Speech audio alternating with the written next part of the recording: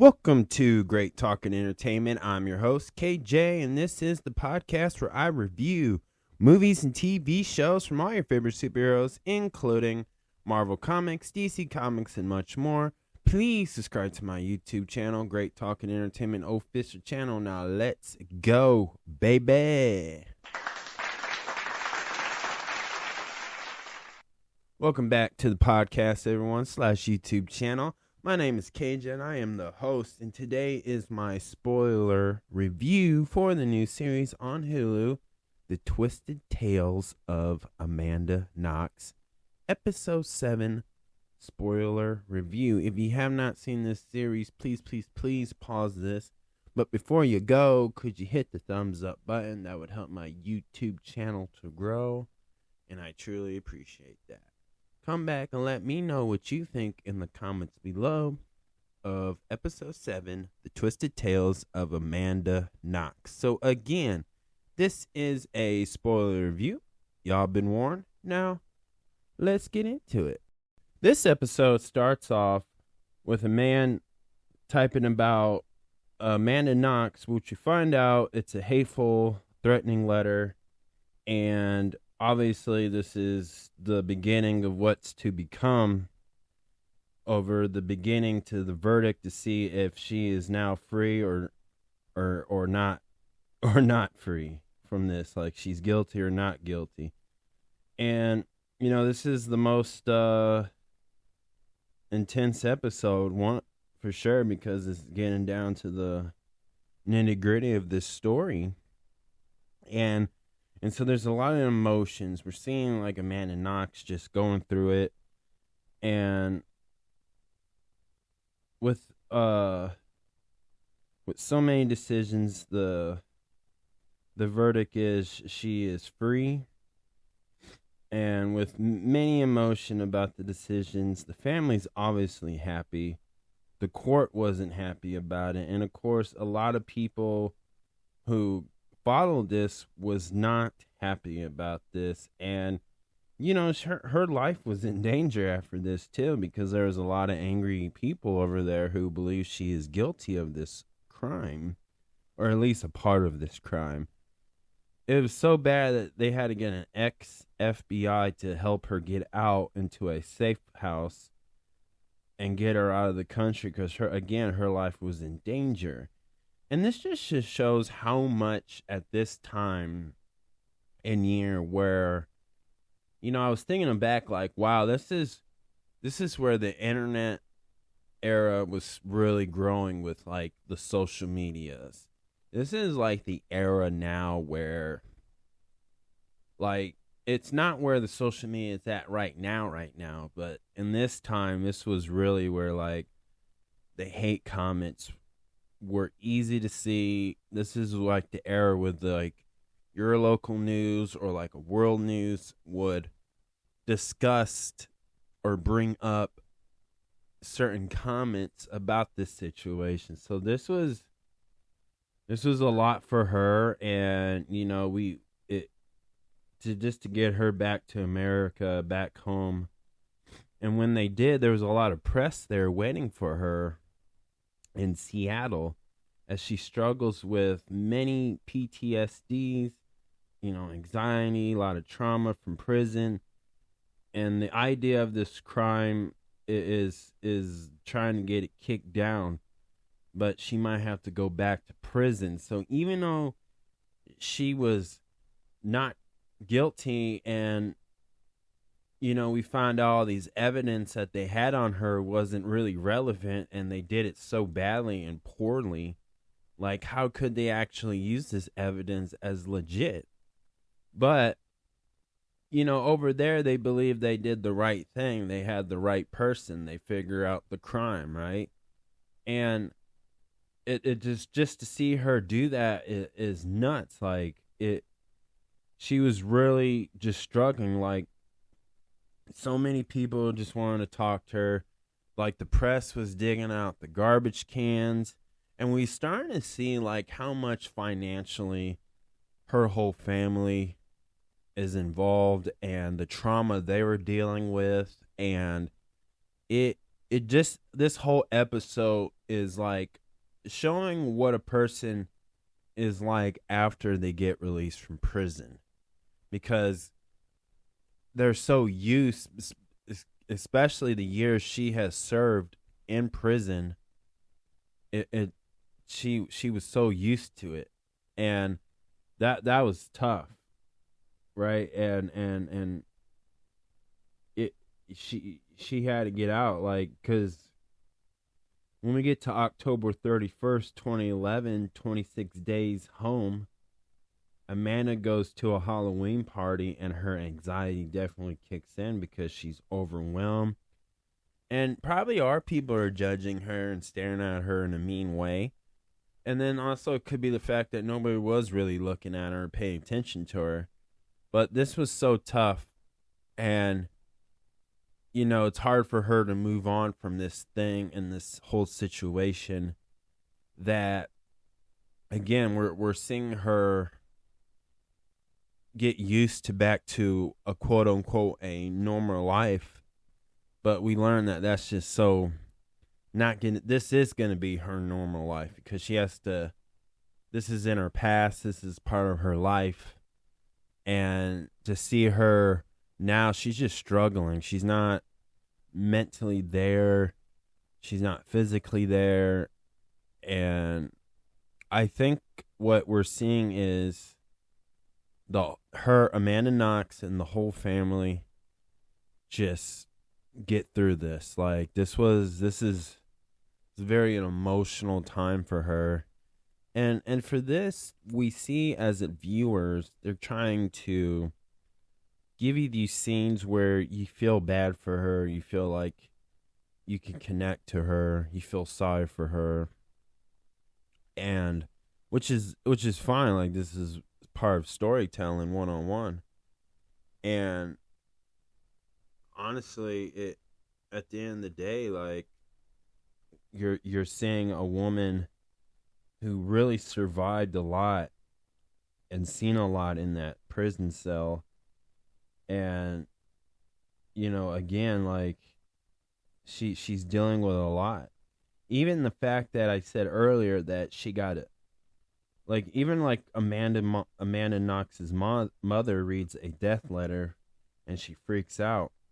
And again, this stuff like that is, she's obviously scared, but Amanda throughout this episode is trying to overcome this. But I feel like her family, which it totally makes sense, that they're more concerned about her safety, and she's just trying to get back in the habit of a daily routine, going to school, getting a job, becoming something, right?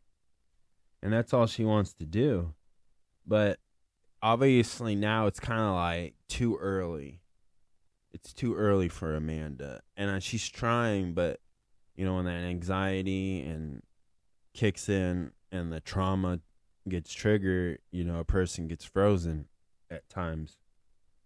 And so they're just looking out for her concern, but she's really trying to fight this to move forward. So what this happens is this inspires her to write her first book, which is the 2013 memoir, Waiting to Be Heard. This book details her experience with the trial and her incarceration in Italy for a murder of her roommate. And, this is like what this kind of book, this show is kind of based on too. This is one of the books based off of it.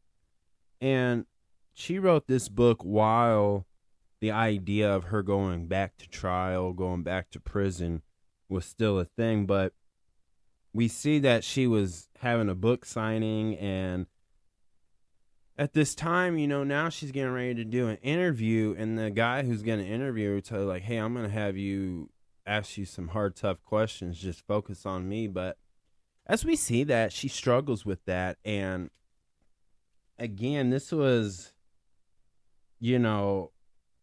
a tough thing. Because again, like, by the time we get to March 25th, 2013, again, she's getting ready to promote her first book about it.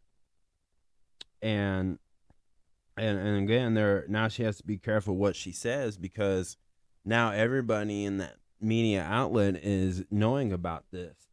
So this is her first book, and then the guy who's gonna tell her, hey, I'm gonna ask you some questions, and I'm gonna press on you on it, basically. She struggled because she didn't have her PR team, obviously, but this is just some stuff that she has to deal with. And again, she wrote this memoir book just to explain to people her side of the story, basically. This is just her trying to show people, like, but look at it like this, look at it like that. And again, it was a challenging interview. You see her uncomfortable. You see her, just for the fact that the case is back on trial. Amanda is scared, because when we get to January 31st, 2014 to April 11th, 2014, she was in a depression, deep depression, right? And to think about it, she just had a very successful book. She's trying to tell her story, and now again this dark cloud is just hovering over her. And so her mom gets her out of bed, and they took her to a group meeting. And this was my favorite scene, because it was very educational for the viewers, because they went to a group where people, it's like an AA meeting in a way. And these are for people who's been wrongly accused of a crime and had to spend time in prison, and find out later they had nothing to do with the crime at all. Wrongly justice, basically. And that was mine, because it's like, that's a real thing, and it really educated the viewers who watch this series. Like, besides Amanda Knox, here's some other examples of what that looks like. Like, there's different layers of situations like that and stuff. And to see people struggle with that, it helped Amanda Knox get inspired and move forward and stuff. So that was really cool. So that was good for us. And then 1 year later, it looks like things are over, but on March 27, 2015 at 4 o'clock 01 a.m., the day of the Supreme Court verdict, as the case is free now, and the case is over, and now they just labeled her as a witness to the crime. And this is where the hate from the people on the internet continues on to grow. And again, this inspires her to write another book, and this time she wants to meet the detective, the prosecutor who started the story. As she says, he's the author of the story that he was telling, and that's how it ends. So this kind of goes back to either the first episode, the second episode, or the third episode, where we know Amanda Knox and her future husband at that time, or current husband, I believe, meet up to see this prosecutor. And so this is a big deal, because for her to go back, this is her trying to find closure.